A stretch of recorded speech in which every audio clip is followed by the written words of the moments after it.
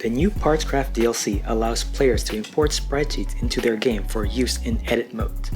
The learning curve is steep, but with image editing software and enough practice and time, you can create literally any part you can imagine. It requires some design expertise and several reference pictures to create complex custom parts and clothing. But to create a head for a real person, all you need is a single well-lit frontal image. After some trial and error, it's possible to create custom heads that look like the actual people while still maintaining a slightly exaggerated, non-photorealistic look that fits in well with the style of the in-game Fire Pro heads. I'm going to walk you through my current method by documenting the process as I create a custom head for Meiko Satomura. First, download the Nimbus Capture add-on for Chrome. Nimbus Capture is a Chrome add-on that will allow you to select part of your browser window and save it as a PNG file.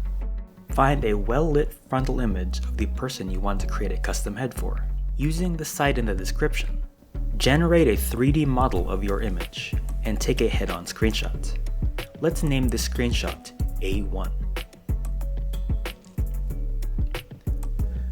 There are 35 sprites in a head sprite sheet. Several of the sprites are rotated, and several of them have the same face, except that the mouth is open instead of closed. You are going to rotate your 3D model and take screenshots from 12 specific angles.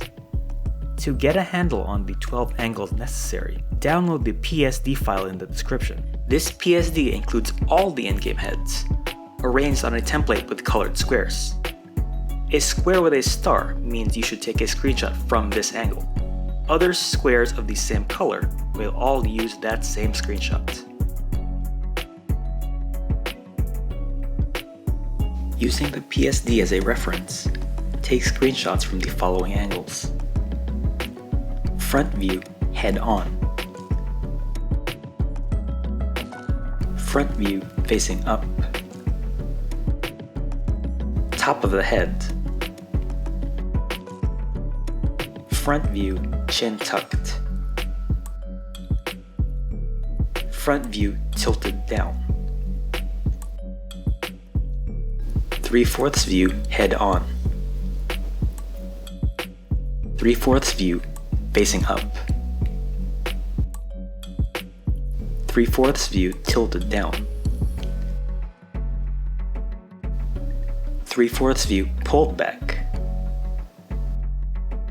Profile view facing left. Oblique view from behind facing left. Oblique view from behind facing up.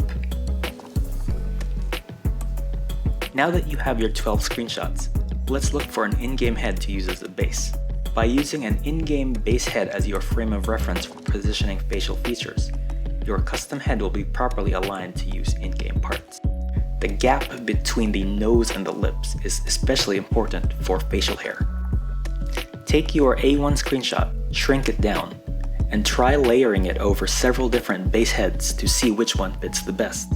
Sayaida's eyes are a bit too low, and Konami's eyes are a little too big, but Arisa Hoshiki's head is almost perfect. Let's use her as our base. Now that you've chosen a base head, adjust the opacity on the top layer to about 70 to 80%.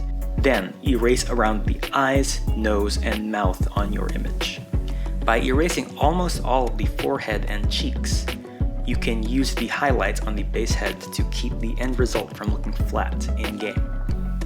After you've cleaned up the face layer, you need to blend the facial features. Tweak brightness and contrast, saturation, and color balance to match the skin tone on the base head. Once you're done with the A1 head, use your other screenshots to repeat the process for the remaining starred squares. After you've finished making the heads in the 12 squares, copy each head and paste it over the base heads in the squares of the same color. For heads with open mouths, you need to erase the mouth of the custom head and use the one on the base. For others, simply rotate and erase as necessary. You may need to make additional color tweaks to these heads as well. Note that you don't need to use a screenshot for E1. E2, and E4, which are for the back of the head, and for B3, which mostly faces away from the camera. You should be able to just copy and transform the nose from another square, and maybe the lips and part of one eye as well. After you're satisfied with the blending in every square, turn off the guide, then export as a new PNG.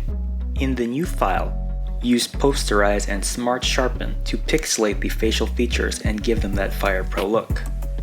I generally set Posterize at about 20 to 80. However, I recommend using at least 50% Smart Sharpen because facial features are going to wash out when viewed in-game. Once you've finalized your custom head, import the sprite sheet and see how it looks in-game. Don't be discouraged if the first pass doesn't look great.